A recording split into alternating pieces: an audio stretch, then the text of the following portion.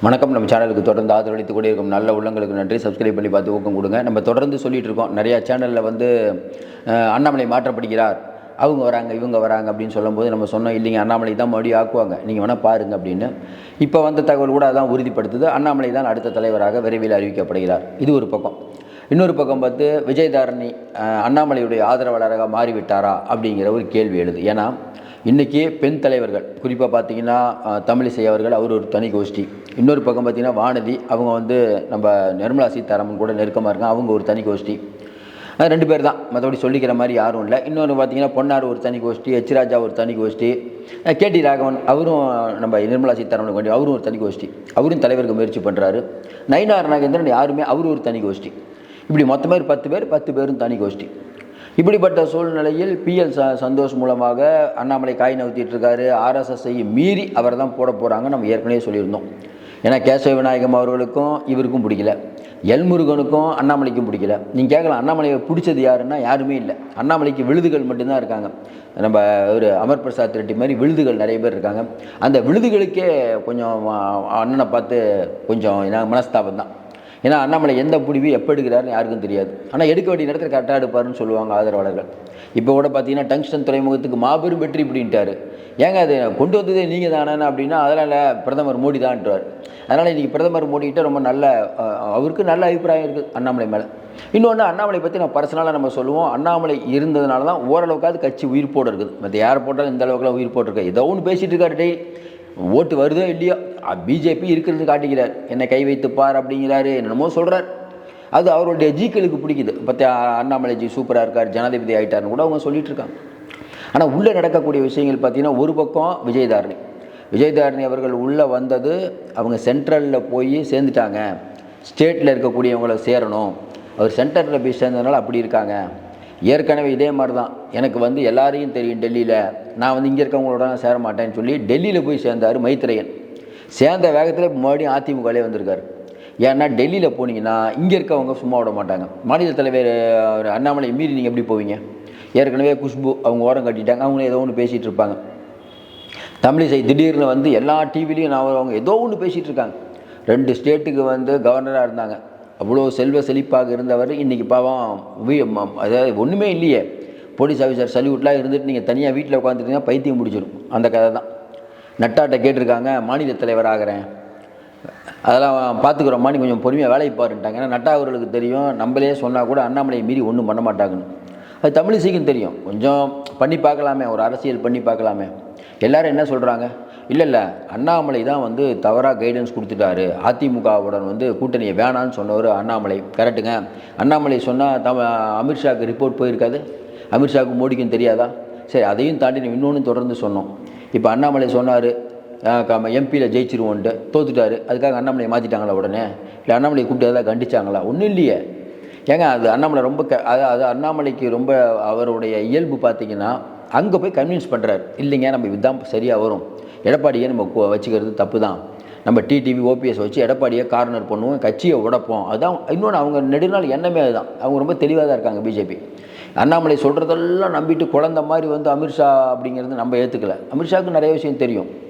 அப்போ அமித்ஷா என்ன யோசிக்கிறாரு, இன்றைக்கி இருக்கக்கூடிய நிலைமையில் சரியோ தப்போ நம்ம அண்ணாமலையை முன்னிறுத்துகிறோம், பிற்படுத்தப்பட்ட சமுதாயத்தை வந்தார், ஓய்வு பெற்ற ஐபிஎஸ் அப்படின்னு. அது ஒர்க் அவுட் ஆகிட்டு இருக்குது. தமிழ்நாட்டிலேருந்து வரக்கூடிய ரிப்போர்ட்டாக தான் வருது. தேவையில்லாமல் நம்ம எதுவும் பண்ணக்கூடாது. ஆனால் 3 ஏஜென்சி விசாரிச்சிருக்காங்க, உளவுத்துறை இருக்குது, அது மூலிமா 2-3 ஏஜென்சி. என்ன சிக்கல் இங்கன்னா ஒவ்வொருத்தரும் ஒன்று, தமிழிசை, நம்ம நயினார் நாகேந்திரன், கேடி ராகவன், வானதி எல்லோரும் டெல்லிக்கு போய் இவரை மாற்றுங்கிறாங்க. அது அண்ணாமலைக்கு தெரியாமையாக இருக்கும், தெரியும். அப்போ இவங்கெல்லாம் எப்படி ஒழுங்காக பணியாற்றுவார்கள்? சரி மாற்றுங்கன்னு சொன்ன உடனே சரி யாரை போடலான்னா அமைதி. ஏன்னா அவர் நயினார் நாகேந்திரன் அவரை போடணுங்கிறார், தமிழிசை அவங்க போடணுங்கிறாங்க. நயினார் நாகேந்திரன் 4 கோடி விஷயத்தில் தலைமை தன்னை கண்டுக்கலன்னு அவர் ஒரு கோபம். நடுவில் வேறு திமுகவில் பேசிகிட்டு இருந்தார், அவர் உண்டா இல்லையான்னு எல்லாத்துக்கும் தெரியும். அப்போ இது என்ன கட்சி அப்படிங்கிறது புரியல. ஏன்னா 1 கோடி உறுப்பினர்களை சேர்க்கணும்னு அதுவும் இன்னும் சேர்க்க முடியல. தமிழிசை சொல்லியிருக்காங்க, இல்லைங்க கன்னியாகுமரி, நம்ம திருநெல்வேலி 2-3 ஊரில் வந்து உறுப்பினர்கள் அதிகமாக சேர்ந்துருக்காங்க. நீங்கள் ஒன்றை கேட்கலாம், என்னங்க உறுப்பினர் அதிகமாக சேர்ந்துட்டாங்களா அங்கெல்லாம்னா? இல்லை இவருக்கு சொல்லியிருக்காங்க. ஏன்னா 10 பேர் சேர்ந்தாலும் பெரிய விஷயம் தானே, மிஸ்டு கால் கொடுத்த கட்சி தானே அது, நம்ம என்ன பேச முடியும்? அதனால் அவங்க கட்சிக்கு அப்படி சொல்கிறாங்க. அதனால் அங்கே வந்து நம்ம கொஞ்சம் திட்டங்கள் எல்லாம் அறிவிக்கலாம் அப்படின்னு சொன்னாங்களாம். எல்லாருக்கிட்டுங்க நாங்கள் பார்த்துக்கிறோன்ட்டு அனுப்பி வச்சுட்டாங்க உங்களுக்கு. இப்போ அடுத்து தமிழிசைக்கும் ஒரு பெரிய ஹோப் இல்லை. சென்ட்ரல் மினிஸ்டர் ஆகணுங்கிறாங்க. ஏற்கனவே தமிழ்நாட்டுக்கு ஒரு மினிஸ்டர் கொடுத்ததே அதிகம் பிஜேபி நினைக்குது. ஓட்டே இல்லாத ஊருக்கு எதுக்கு நம்ம கொடுக்கணும்? நம்ம பேரிடர் நிவாரணம் எதுவும் கொடுக்க மாட்டாங்க. அப்போ கடைசியாக பிஜேபி என்ன யோசிக்கும்? இந்த அதிருப்தியாளர்களை சமாளிக்கணும். ஏன்னா இந்த அதிருப்தியாளர்கள் நிறைய பேருக்கு என்ன நினச்சாங்கன்னா, இவங்கெல்லாம் மொத்தமாக எல்லாருமே புகார் கொடுத்துருவோம், அதுக்கப்புறம் நடக்கும். இவரை மாற்றிடணும். ஏன்னா இவர் தன்னை மட்டுமே முன்னிலைப்படுத்துகிறார், யாரையுமே முன்னிலைப்படுத்த விடுறதில்ல. அதாவது கமலாலயம் முழுக்க முழுக்க அண்ணாமலைஜி கண்ட்ரோலு. இப்போ ஒன்றும் இல்லை, அந்த மாவட்ட தலைவர்கள்லாம் நியமனம் எல்லாம் பெரும்பாலும் அண்ணாமலைக்கு வேண்டியப்பட்டவங்க. நிறைய இடத்துல எலெக்ஷனே நடக்கலன்னு அது ஒரு பேர் நிறைய பேர் ரிசைன் பண்ணிட்டு இருக்காங்க. அப்போ அண்ணாமலை அவர்களை இல்லாமல், அவர்களை மதிக்காமல், இல்லைனா அவர் பேச்சை கேட்காம இருந்தீங்கன்னா கட்டம் கட்டுக்கிடுவாங்க. ஏற்கனவே கட்டம் கட்டிட்டாங்க, நிறைய பேர் கட்டம் கட்டி நிறைய பேர் வெளில போயிட்டாங்க. அப்போ ஒரு 4 பேர் மட்டும்தான் கட்சியில் இருப்பாங்க. அவங்க அண்ணாமலை எது சொன்னாலும் ஆதரிப்பார்கள். அந்த மாதிரி இருக்கவங்கள கட்சியை முழுக்க கேப்சர் பண்ணிட்டார். இப்போ என்னென்னா யோசிக்கிறாங்க, கேடி ராகவன் இந்த கழகக்காரர் சவார்கர்னு ஒரு விழாவில் மறுபடியும் அவர், ஏன்னா அவர் முதல்ல பெரிய லெவலில் இருந்தார், தலைவராக வேண்டியவர். அவர் அந்த வீடியோவில் சிக்கி அவர் பாவம் ரொம்ப மோசமாக போயிட்டார். இப்போ அவரும் ரேஸில் இருக்கார். ஏன்னா அவருக்கு நிர்மலா சீதாராமன் அவர்கள் வேண்டியப்பட்டவங்க. ஏன்னா இங்கே பார்த்தீங்கன்னா ஃபண்டு கிண்டெல்லாம் கலெக்ஷன் பண்ணால் நிதி அமைச்சருடைய தயவு தேவை. தொழிலதிபர்கள் நிதி அமைச்சர் சொன்னால் பணம் கொடுப்பாங்க. அப்போ கேடி ராகவன் ரொம்ப அவங்களுக்கு வேண்டியப்பட்டவங்களாக இருக்கும்போது நிறைய கேடி ராகவன் தான் நிறைய பேருக்கு வாங்கி கொடுப்பார் முதல்ல.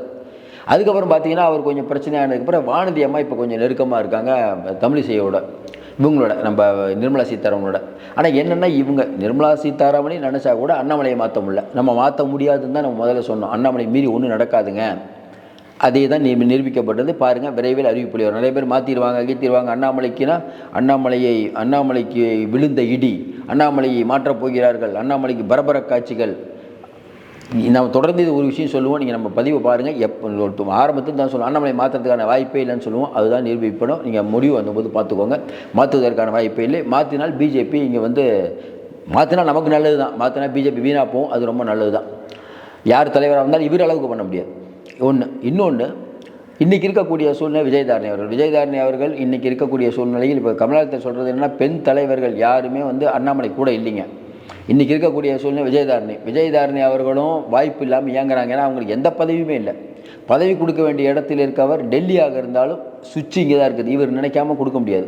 அப்போ அண்ணாமலையுடைய ஆதரவாளராக மாற சொல்லி நிறைய பேர் இப்போ சொல்கிறதுனால அதை யோசனை பண்ணிட்டு இருக்காங்களாம். அநேகமாக அண்ணாமலை ஆதரவாளராக விரைவில் அண்ணாமலையுடைய கடத்தை, அதாவது அண்ணாமலையை தலைவராக போட்டவனும் முதல்ல அறிக்கை விஜய் தரணிட்டு தான் வரும். பாருங்கள் நீங்கள். ஏன்னா இப்படி ஒரு தலைவர் தமிழ்நாடு கண்டதில்லை. அவரை மீண்டும் தலைவராக தேர்ந்தெடுக்கப்பட்டதற்கு பிரதமர் மோடிக்கும் அமித்ஷாஜி அவர்களுக்கும் நன்றி கூறுகிறேன். போய் ஒரு புக்கே கொடுத்து அண்ணாமலை அவர்களுடைய கோஷ்டியில் ஐக்கியமாகிடுவாங்க. ஏன்னா அண்ணாமலை கோஷ்டியில் ஐக்கியமானால் நல்லது. ஏன்னா அண்ணாமலையோட கோஷ்டியில் ஐக்கியமான நிறைய விஷயங்கள் இருக்குது, நிறைய பதவிகள் காத்திருக்குது. இங்கே எந்த பெண் தலைவருக்கும் கொடுக்காத பதவியெல்லாம் கொடுப்பார் அவர். ஏன்னா இப்போ யோசிப்பார்ல அவர், நம்ம தமிழிசை நம்மளை தேவையில்லாமல் சீண்டவங்க, நம்ம அதிமுக கூட்டணி வேணாங்கிறோம். இவங்க இல்லை அதிமுக கூட்டணி வேணும். அப்புறம் போய் நம்ம அமித்ஷாட்ட கம்ப்ளைண்ட் பண்ணி அமித்ஷா கண்டித்து ஸ்கூல் பசங்க மாதிரி, அதுக்கப்புறம் அமித்ஷா எங்கள் ஹோட்டலாக இது பார்த்துட்டு வாப்பான்னு சும்மா ஒரு பொக்கே போய் வீட்டில் கொடுத்து இந்த மாதிரிலாம் இவர் பண்ணுவார். இப்போ அண்ணாமலை பற்றி இவங்க என்ன நினைப்பாங்க, அண்ணாமலை கூட இருக்கவங்க தான் என்ன திட்டினாங்கலாம், பெரிய அளவுக்கு பிரச்சனை கிளப்பினாங்களே தமிழிசை.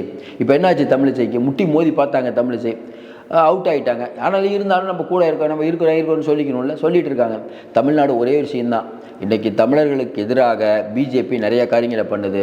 தமிழர்களுக்கு விரோதமாக நம்ம தமிழ்நாட்டிலே பிறந்து தமிழிசை அவர்கள் பண்ணது எதற்காக? இந்த பதவி பணம் அப்படிங்கிறதுக்காக. தமிழர்களின் எண்ணங்களுக்கு மாற்றாக தமிழிசை நிறைய விஷயம் பண்ணியிருக்காங்க. அதனுடைய பலம் தான் இன்றைக்கி அனுபவிக்கிறாங்க. தமிழர்களுக்கு எதிராக பண்ண கட்சியில் நீங்கள் அந்த கட்சியை வளர்க்க பாடுபட்டீங்கல்ல, எந்த அளவுக்கு பண்ணீங்கிறது எல்லாருக்கும் தெரியும். கடந்த காலத்தில் நீங்கள் தொல் திருமாவளவன் பலத்தையோ கலைஞர் நீங்கள் பேசிய பேச்செல்லாம் பார்த்தீங்கன்னா பிஜேபி இருக்கிறனால தான் அப்படி பேசுனீங்க. தொல் திருமாவளவன் பற்றி என்ன பேசுனாங்க தெரியுமா இவங்க பழைய காலத்தில்? அதனுடைய பலம் தான் நீங்கள் அனுப்பிக்கிறாங்க. 2 ஸ்டேட்டுக்கு இப்போ கவர்னராக இருந்தீங்க. இன்றைக்கி நிலைமை என்ன? அந்த விதத்தில் பார்த்தா நம்ம அண்ணாமலை ஓகே தான், பரவாயில்ல, எல்லாத்தையும் அடித்து மேலே இன்றைக்கி ஒரு வழி பண்ணுறாருல, அந்த விதத்தில் தமிழர்கள் மகிழ்ச்சியாக தான் இருக்கும். மறுபடியும் நம்ம சொல்கிறோம், அண்ணாமலை தலைவராக விரைவில் அந்த அறிவிப்பு வெளியாகும். இவ்வளவு கலைபெறட்டு இருக்குது. இதுக்கு நடுவில் நிதி மோசடி, ஐயோ பெரிய உள்ளே போய் நீங்கள் கேட்டிங்கன்னா, அதாவது மணல் பிரச்சனை வருது தமிழ்நாட்டில், திமுக மேலே மோசம்னு சொல்லி அமலாக்கத்துறை வருது. கரெக்டாக பிஜேபி அந்த அக்கௌண்டன்ட் வீட்டுக்கு எதுக்கு போகிறீங்க? நல்லாவே தெரியும். அப்போ இங்கேயும் கட்டிங்க.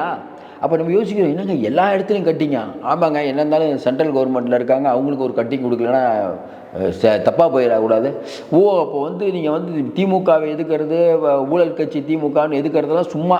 நாங்கள் பரவாயில்லப்பா, பிஜேபி சூப்பர், பாரத் மாதா கி ஜெயங்கிறோம். இங்கே என்னடான்னு பார்த்தா நீங்கள் ஒரு அண்டர்ஸ்டாண்டிங்கில் இருக்கீங்க. அது மேபிக்க தான் இருக்குது. பொறுத்திருந்து பார்ப்போம். மீண்டும் சந்திப்போம். நன்றி, வணக்கம்.